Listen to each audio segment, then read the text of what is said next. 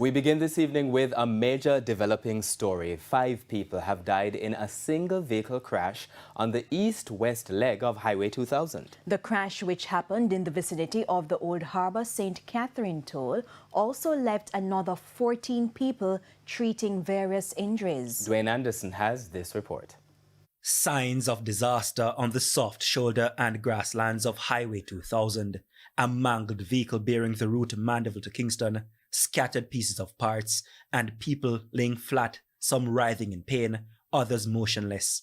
Minutes after 3 o'clock in the afternoon on Wednesday, disaster struck. The highest minibus the people were traveling in careened from the highway and flipped several times before coming to a stop. I was in my yard when my son said to me, "Mommy, you know, so me hear one accident going on the highway. Me hear some mother and child dead.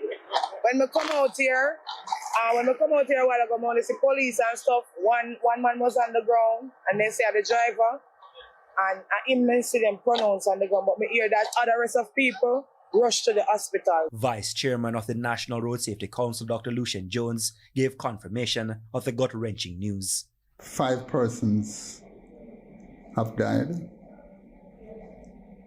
and that 9 persons were taken to the Spanish Town Hospital. A few of them critically injured, others not so badly injured. 3 men have died and 2 females. And one of the injured is a 2-year-old child. The driver of the minibus reportedly lost control of the vehicle after the right rear tire of the unit blew out in the vicinity of Sharper Lane. The report says that a tire blew out. The question is whether or not the vehicle was traveling high speeds is to be the subject of investigation. And the minivan hit against a guardrail and flipped several times. And that's why we had so many injuries. So this is a terrible crash that is going to cause the nation to mourn even more now in the midst of Melissa. Police and first responders were quick on the scene, rushing the injured to hospital and helping with the free flow of traffic on the busy roadway. So when we're here now, remember, we live near you, so we're going to run out and see what's going on if we can help out, said we, understand? Yeah, correct, that's how we're there. But when we come here, everything done too late, you understand?